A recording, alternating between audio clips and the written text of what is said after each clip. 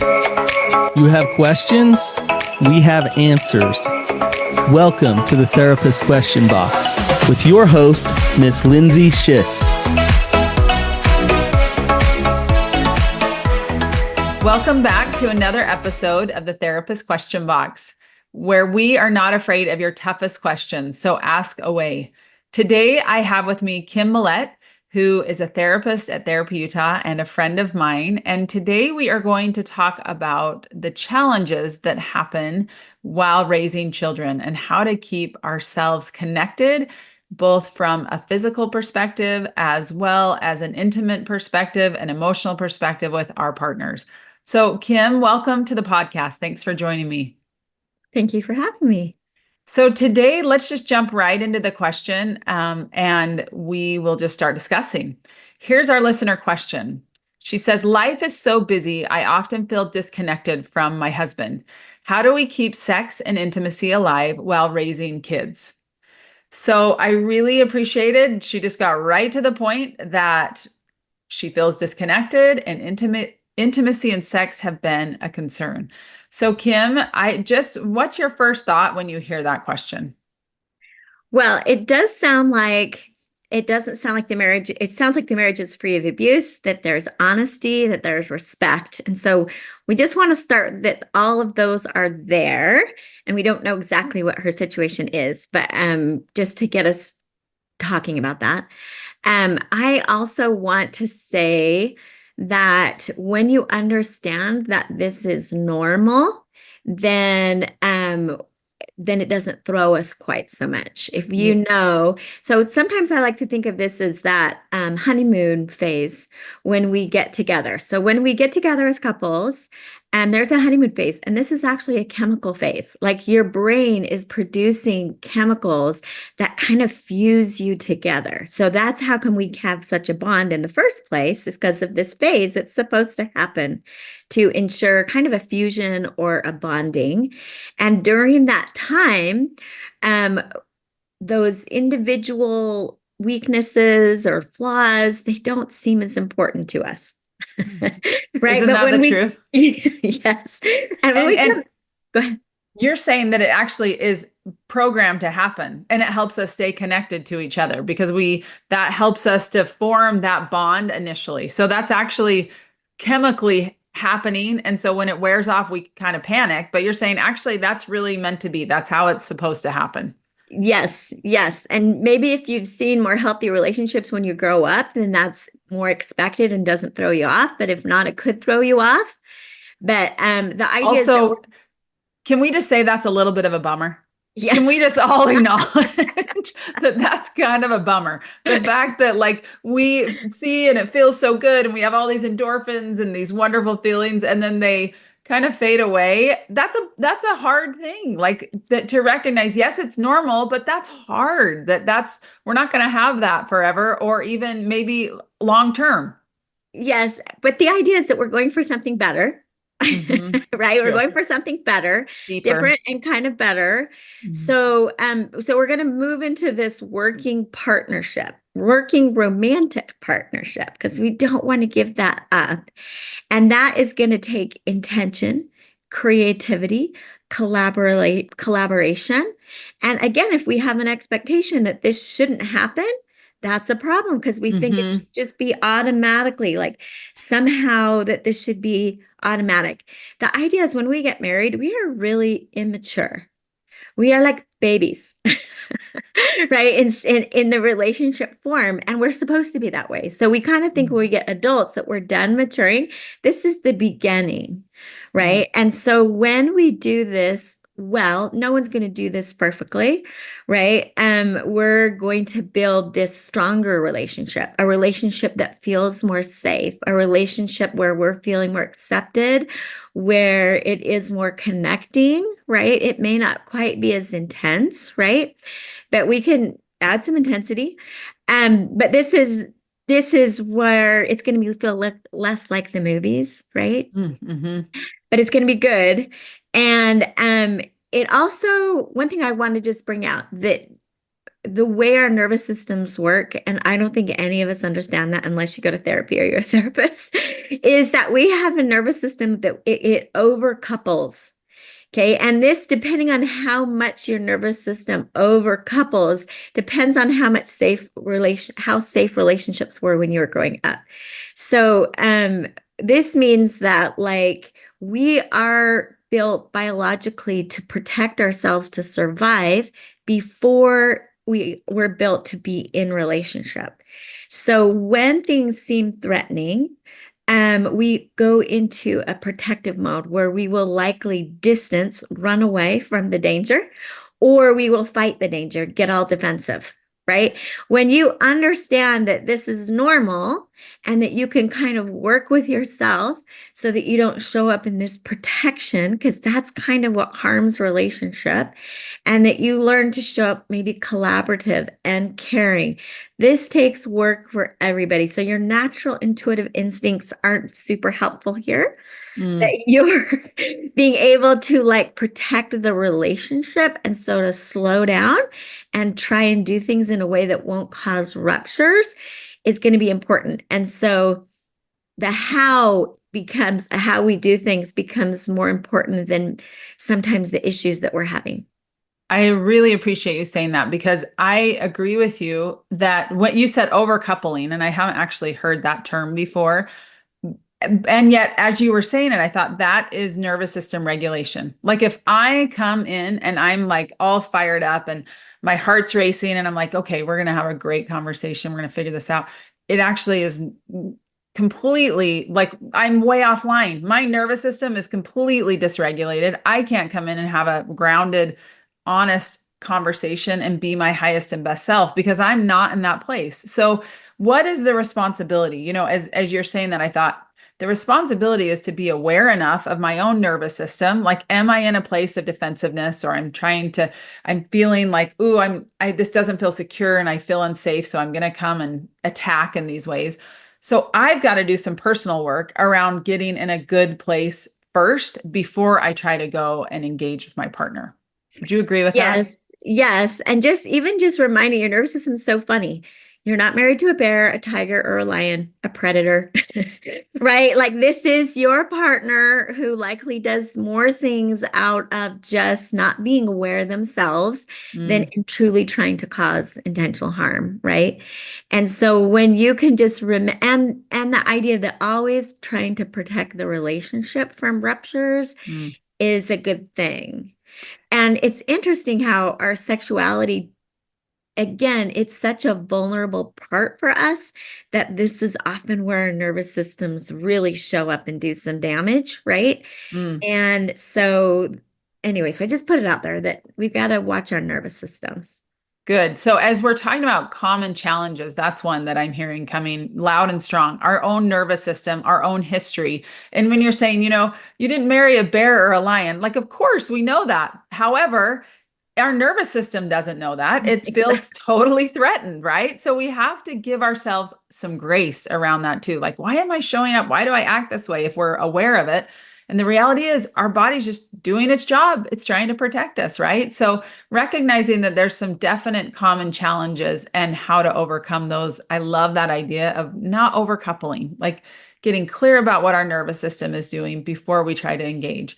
So, Kim, how would you say, when you're saying this, what are some creative strategies for just carving out time for connection, for intimacy while you're in the throes of a busy life? It may not be for some listeners raising kids, but it might be busy work schedules or school schedules. I mean, we all have so many demands on our time. What does that look like? Well, two things. First of all, you're right. Those are the normal things that are going to make it difficult for any of us. It's the stress. It's the kids. First, we need to start with the growth mindset, meaning you're never, like from the day that we're married, we're always going to need a growth mindset, even around our sexuality, even around our relationship and our connection, that this is always going to be growing, growing, growing. And growing doesn't look like this thing that's always on this slope that's going upwards. It's a little bit like that jagged, going up and down and up and down. And we're hoping that we have this trajectory that goes up. And so again, that expectation that this is going to be around hard conversations, but if you can think of a more of authentic, vulnerable conversations that you can have with each other, you get safer and safer with each other. But just that growth mindset. And I'd like to talk about, I don't think some of us understand that we understand on a logical level that the marriage is a sexual relationship, right? And so, but we can start to devalue the importance of sex in a relationship, right? And so I think starting off that the marriage is a sexual relationship, it's important, and that we don't want it to take the back seat, at least for very long. It'll take the back seat, but we want to keep on bringing it forward, because a marriage that doesn't have a healthy sexual relationship is actually more fragile. It's less resilient from all of the stress and the challenges of the day. Yeah. So keeping a good, healthy sexual relationship. So that doesn't mean keeping a sexual relationship. It's a healthy one. So that requires us to each, actually, I call it show up sexually. And the reason why that's an individual thing is because men and women are so different sexually. How a man has to show up, I call it bring it to the table, and how a woman has to show up to bring it to the table is a lot different generally. But you're trying to show up in this mutual way where you're going to have mutual connection, mutual pleasure, mutual prioritizing it, mutual making sure that you're feeding the good meetings, which we'll talk about in a minute. But we both have to bring it to the table, but maybe in a different way, because we are so different from each other. Another way is there has to be this idea as a foundation that we bring the sexual energy to the relationship only, right? This is flirty, romantic, sexual energy is only directed to your spouse. Come back to the nervous system. When that gets directed in other places, it's a threat. Okay. So you covered so many good things. I want to make sure that we can touch on them. So when you said show up sexually, I think people want to show up sexually. I think they want to often, right? But gosh, all these demands, and we're tired, and there's so many things coming at us. How do you show up sexually in a way that, feels like, okay, you're saying he needs to show up sexually, but so does she. Well, again, when you're exhausted and you're, dripping in little kids, or you're in teenage drama, how do you show up sexually when, that's your intention, but life comes at you? What does that look like? Again, I think of the word when you said all that as flexible. You have to prioritize and be flexible, and really try and prioritize couple time together. So sometimes I'll have couples and they'll think that like we don't have sex, but then when you really talk about it, they're not really even spending like the last hour of the day together, right? They are not connecting, like, especially for women, women's sexual arousal is often based on the emotional connection in the relationship. So when they feel like you've got their back and you're helping them with all of the things, then they want to show up more sexually. They feel, more sexual. Lots of times there has to be a conscious break between what I did during the day and what a conscious break between the stress of kids and work and everything. And maybe like just even 20 minutes, half an hour to get a separation from that life, right? And this is what it means to show up sexually. You got to do whatever you need to do. But the idea is to show up well, to bring goodness to yourself and the other person. So this is a two-person system. You don't drop yourself and just have sex to please your partner because you think they want it, right? No, doesn't work out that way. It won't last, right? It won't last. If you're caretaking the other person, it starts to feel like a chore to you, which is why it usually, now again, I know we're speaking sometimes, it's not always the same, but you have to figure out how you're going to bring your sexual energy to the relationship in a way that brings goodness to yourself and to your partner. Now, to yourself also means you're responsible to actually figure out your own sexual pleasure, right? Your partner, it feels like on TV, like your partner does it for you type of a thing, but your partner doesn't feel what you feel. They don't know really anything almost about you.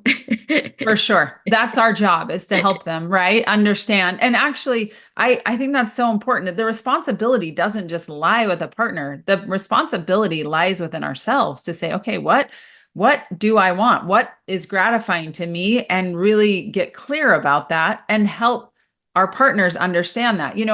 Another thing that you said I think is so important, and I just want to give a couple of examples about this, but is connecting emotionally, right? Before we connect physically.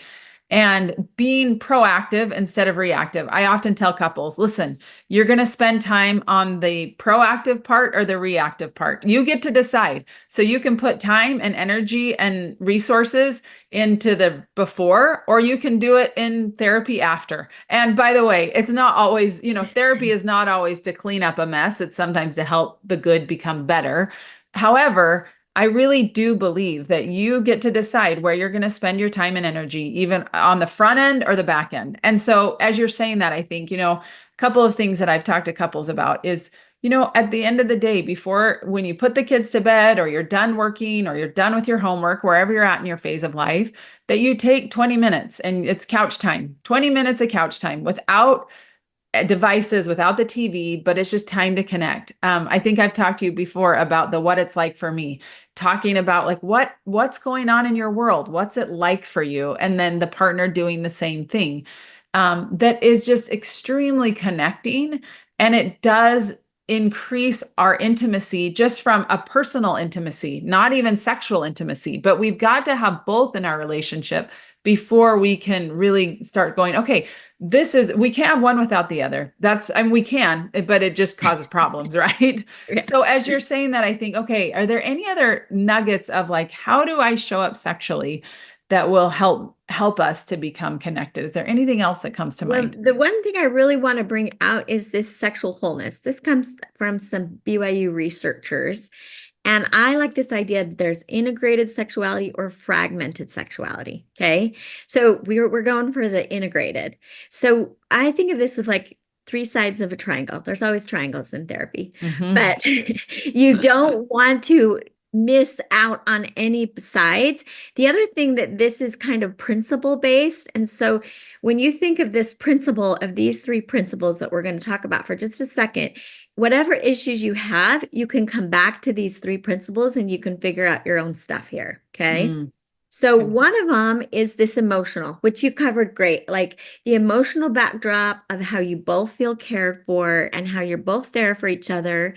And that you can't let that go. That's part of sexuality all the time. So that's something you're always working on. That might be things like just enjoying to do other types of activities together as well. Having each other's back, always communicating carefully so that you're not hurting your partner in criticism or judgment or anything like that. So there's your one aspect. Your other is, I call it values, but when that sometimes doesn't make sense, I like it. Maybe think of it as meaning frames.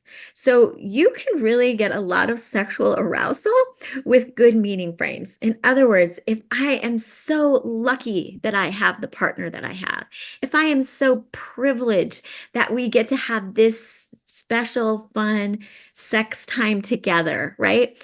If I have, if I understand how important it really is, that this energy is almost like it's what vitalizes the rest, right? So it brings vitality to the whole thing.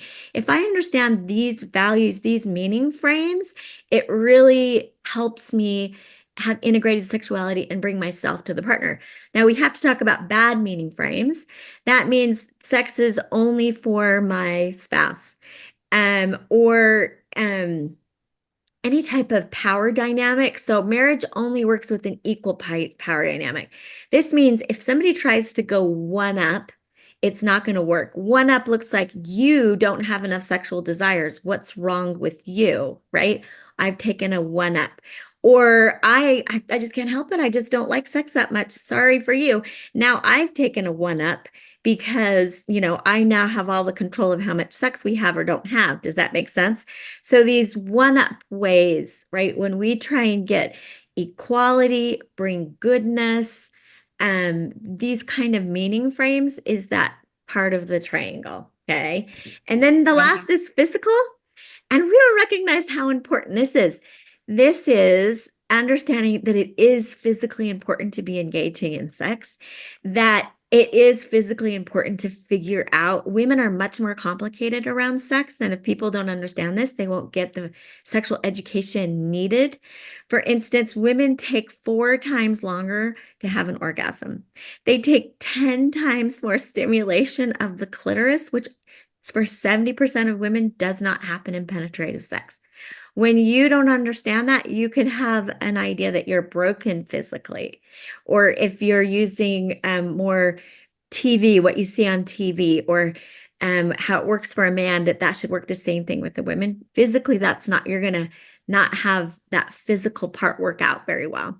So again, back to that, you have whole integrated sex when you never take one of those away, and you're always curious, not judgmental or criticism about those things. 3 areas. So again, remind us the 3 areas again. The emotional dimension, the value, people can call it spiritual, or the meaning dimension, that it means like that it also, there's that meaning that it's just for the two of us. Like when you think about like that penetrative sex, it's joining 2 people together. It's just you and I. There's another meaning frame, right? Nice. And it means what it's supposed to mean to both of us, right? That's great. And then there's that physical, like we got to figure out how it's enjoyable and pleasurable for us. And again, notice those 3 things, that this is enough growth mindset, enough for us to keep developing sexually for the rest of our lives. And it will change according to our stress and our kids and our life, what's going on in life, right?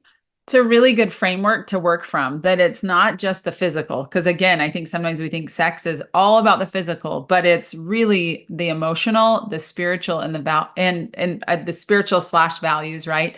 Emotional, physical, and spiritual, like all those combined. You said something earlier that I want to touch on. You said sexual energy is just for the relationship, right? Flirtation, other things that can really damage connection. Can you talk a little bit more about that? Yes. Now, this is especially true for women. Now, it's true for both people, but it's maybe felt sense more for women. So women, they have to kind of open themselves, and their bodies is kind of where sex kind of happens. And just because there's more estrogen, they have a more sense of being wise and choosy. Is it a good idea to have sex? And you can think this only happens like when you're single, but this actually happens throughout all of marriage.